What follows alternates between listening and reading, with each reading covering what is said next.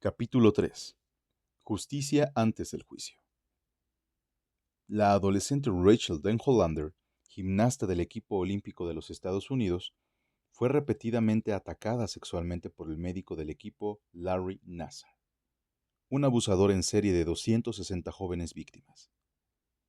En 2016, ella le denunció a la policía y Nassar fue juzgado y condenado a cumplir una sentencia entre 40 y 175 años de cárcel. Durante el proceso, el juez dio a Denhollander permiso para dirigirse directamente a Nassar.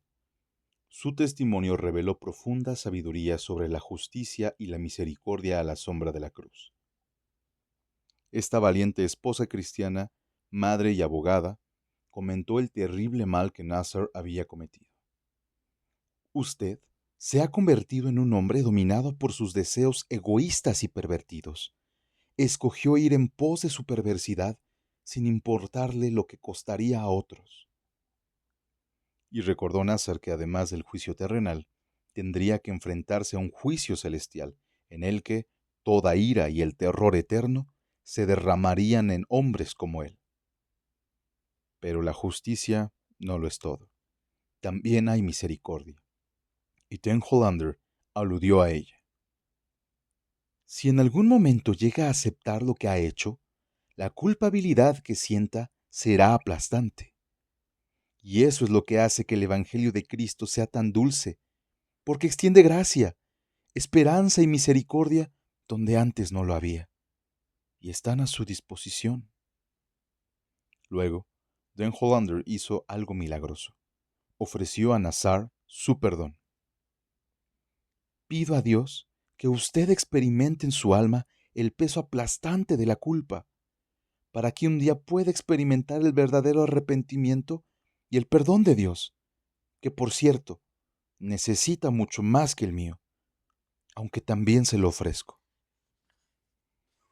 Al cometer esa horrenda injusticia, Nassar contrajo una deuda contra Denhollander y las otras víctimas. También contrajo una deuda contra Dios por quebrantar su norma moral eterna.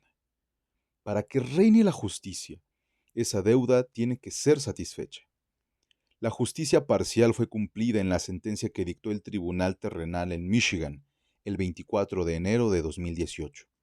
Pero la justicia perfecta solo será satisfecha si un Nassar perdonado entra en el salón del trono celestial y sus pecados son cubiertos por el perfecto sacrificio de Cristo.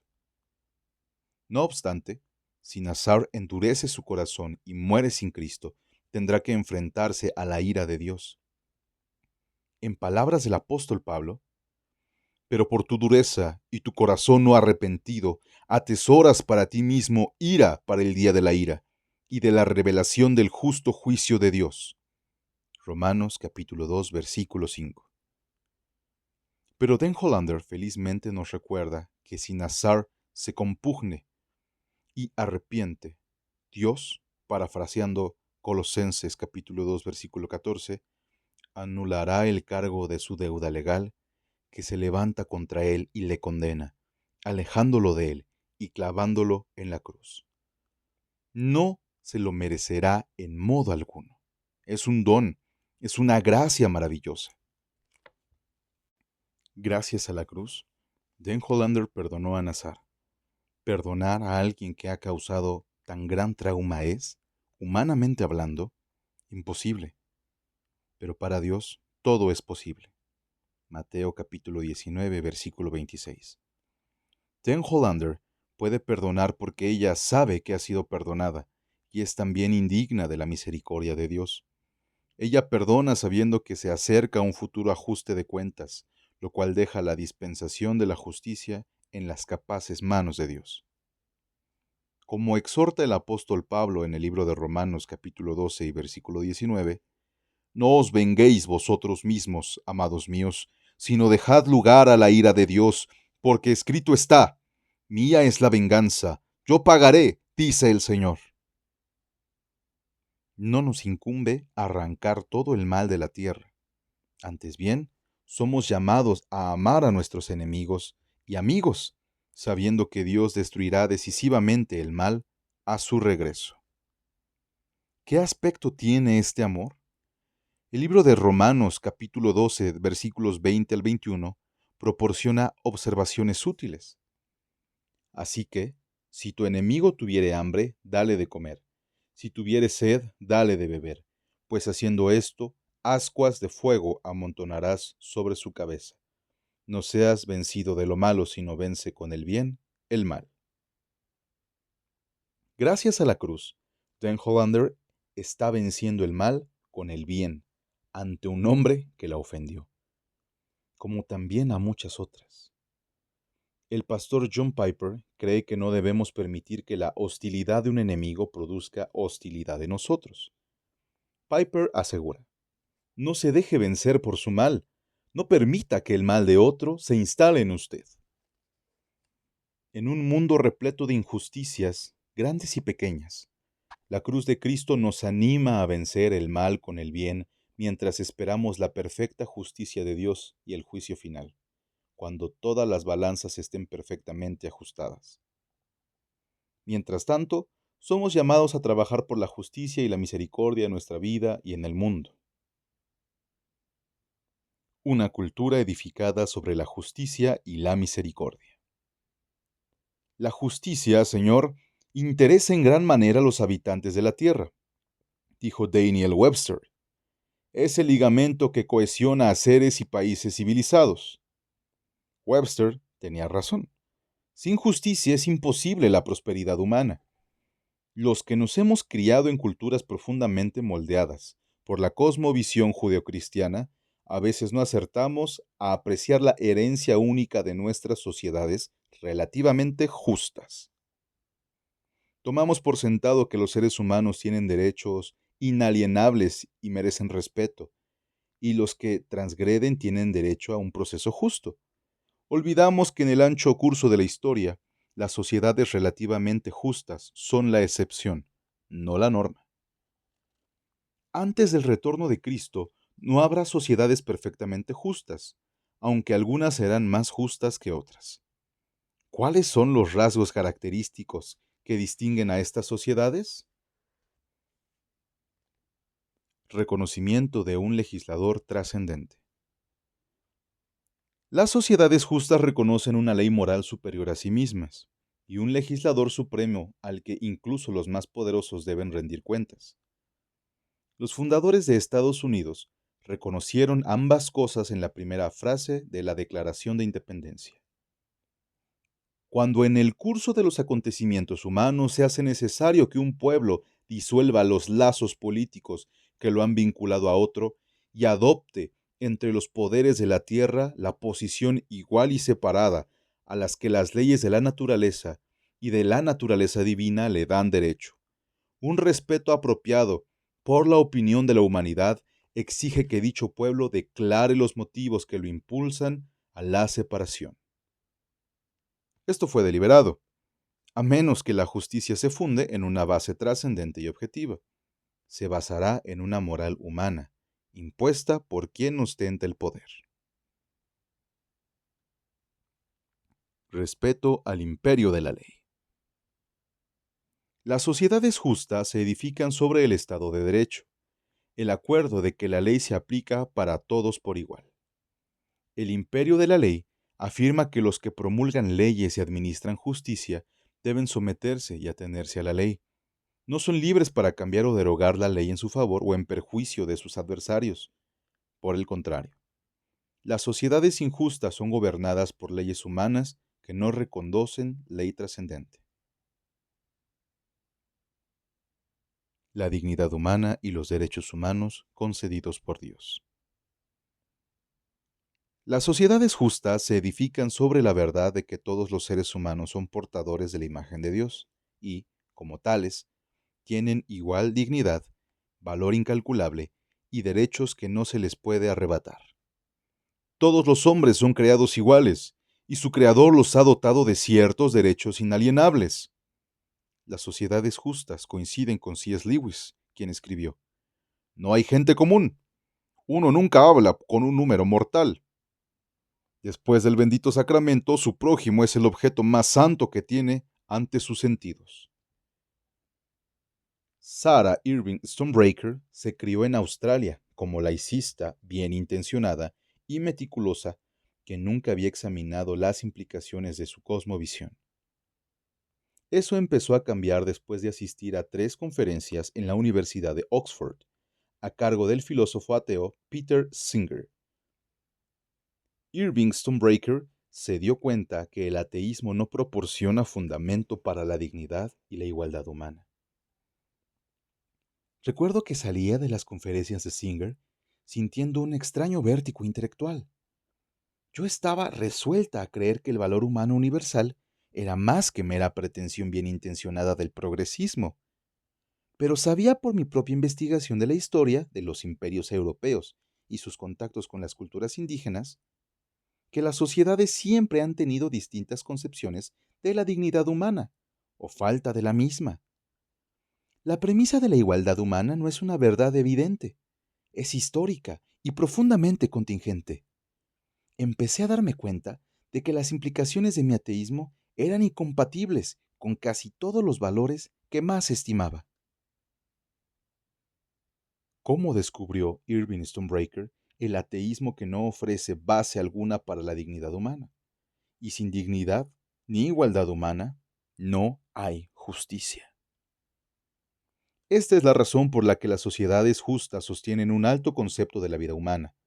Las sociedades justas defienden la dignidad intrínseca de todas las personas, independientemente del sexo, color de la piel, conducta sexual, origen étnico o religión, desde el nacimiento hasta la muerte natural.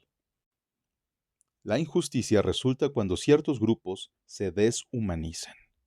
En los primeros días de los Estados Unidos, muchos consideraban que los esclavos no eran plenamente humanos. Hoy se actúa así para con los no nacidos. En la medida en que el racismo y el antisemitismo prosiguen, padecen los afroamericanos y el pueblo judío. La ideología de la justicia social se basa en la creencia de que la raza blanca y, en particular, los varones blancos, heteronormativos, son la causa del mal y la injusticia en el mundo. Los que se adhieren a esta ideología equiparan el mal que hay en el mundo con la raza o la supremacía blanca. Esta creencia otorga a los abogados de la justicia social licencia para deshumanizar y degradar a la raza blanca con aparente impunidad. Irónicamente, la justicia social pretende ser antirracista, no obstante, esgrime un vil racismo contra la gente con piel blanca.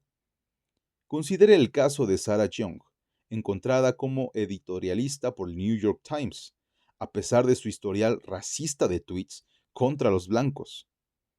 Cuando los seres humanos reciben un trato infrahumano, se engendra un mal incalificable. Control de la corrupción. Una de las peores lacras de cualquier país es la corrupción, el abuso de poder para obtener lucro personal, normalmente económico. El índice de percepción de la corrupción de Transparencia Internacional revela que, con escasas excepciones, los países con niveles inferiores de corrupción emergieron en un marco judeocristiano. Los que no presentan esta ventaja tienden a identificar niveles más altos de corrupción en el sector público, según los expertos y los empresarios. La razón es sencilla. Las sociedades se edifican a imagen del dios o dioses a los que se dan culto. Si los dioses son egoístas, caprichosos e impredecibles, sí pueden ser sobornados para recibir un trato especial. Entonces las culturas manifestarán altos niveles de soborno y corrupción. Pero si la cultura es moldeada y conformada por el culto al Dios vivo y verdadero, que ama la justicia y aborrece la maldad, dice el Salmo 45, versículo 7, y que no hace acepción de personas ni toma cohecho, dice Deuteronomio capítulo 10, versículo 17. La corrupción será significativamente reducida. Un pastor keniano que habló con mi colega Darrow Miller cayó en la cuenta diciendo: ¿Me está diciendo usted que un soborno es un acto de adoración? Sí, repuso Darrow, pero no de adoración al Dios viviente. Si alguien practica un soborno, debe confesar que no adora al Dios viviente, sino a un Dios pagano.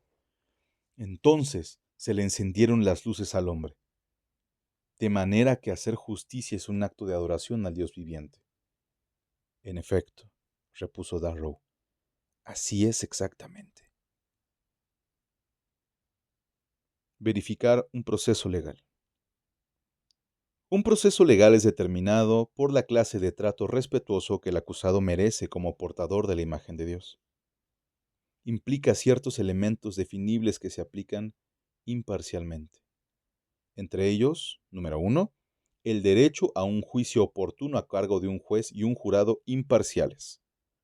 Número 2, la presunción de inocencia hasta que la culpabilidad quede demostrada por el testimonio de varios testigos y la presentación de pruebas corroborativas.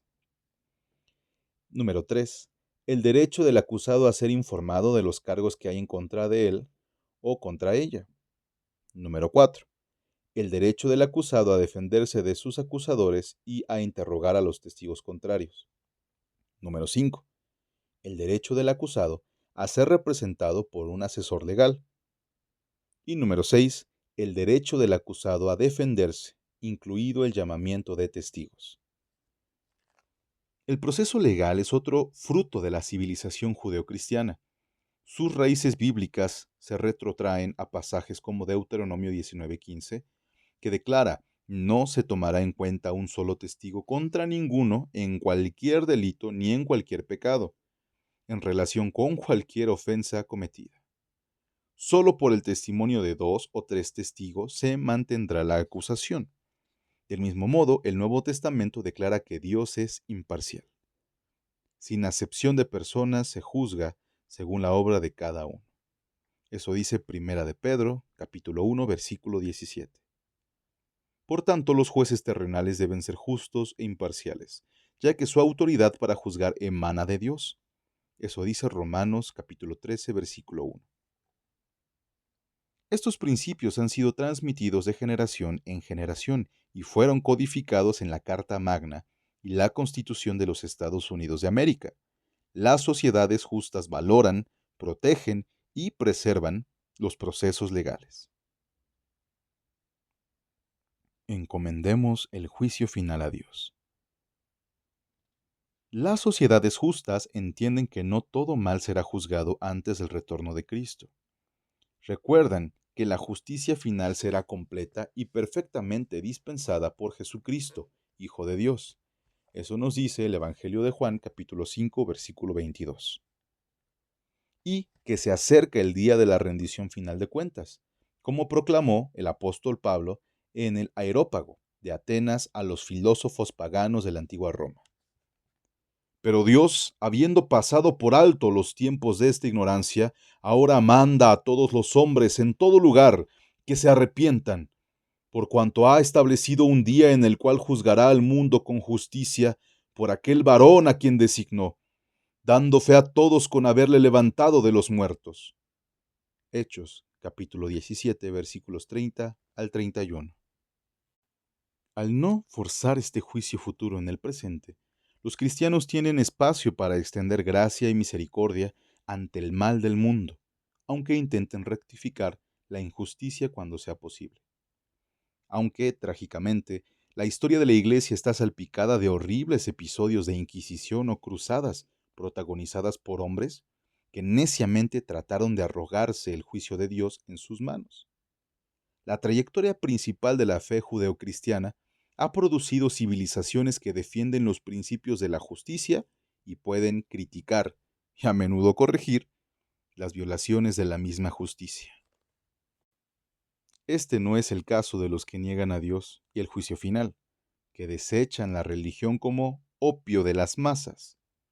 Al no creer en un juez supremo que separará las ovejas de las cabras, asumen sobre sí mismos la responsabilidad de hacer perfecta justicia. Creen que toda ofensa moral debe ser inmediatamente desagraviada hasta conseguir una sociedad perfecta. Las decenas de millones de personas muertas por la hambruna o ejecutadas, encarceladas y abortadas bajo el comunismo dan testimonio de la cruda realidad de esta clase de juicio humano. Tales concepciones utópicas carecen de base para la gracia o la misericordia. A pesar del reconocido registro de horrores producidos por esta clase de mentalidad impía, estamos asistiendo al retorno de una reidentificación de la justicia, con el nombre de justicia social. Como veremos, no lo es en absoluto.